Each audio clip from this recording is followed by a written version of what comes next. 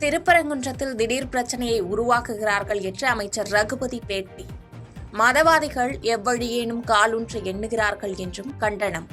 கார்த்திகை தீப திருநாளை ஒட்டி திருப்பரங்குன்றம் பகுதியிலே ஒரு சர்ச்சை இன்றைக்கு ஓடிக்கொண்டிருக்கிறது. அது இன்றைக்கு தமிழகத்திலே ஒரு பேசு பொருளாக ஆகியிருக்கிறது. மதவாத சக்திகள், இந்துத்துவ அமைப்புகள் எப்படியாவது தமிழ்நாட்டிலே காலை ஊன்ற வேண்டும், அதை எந்த வழியிலாவது தாங்கள் காலை ஊன்றுவதற்கு வழிகாண வேண்டும் என்கின்ற நோக்கத்தோடு செயல்பட்டு கொண்டிருக்கிற இந்துத்துவ அமைப்புகள் எதை கையிலே எடுப்பது என்று தெரியாமல் முழித்துக் கொண்டிருக்கிறார்கள்.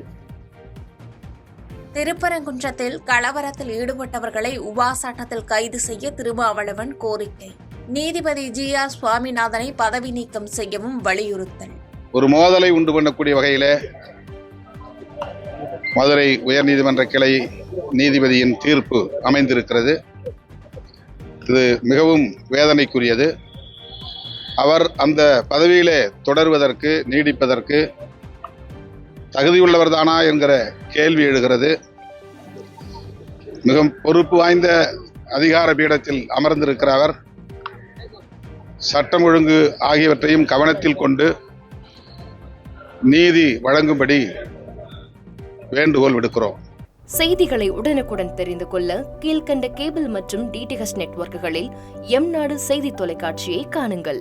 பாதகம் செய்பவரை கண்டால் நாம் பயம் கொள்ளலாகாது பாப்பா. மோதி மிதித்து விடு பாப்பா, அவர் முகத்தில் உமிழ்ந்து விடு பாப்பா.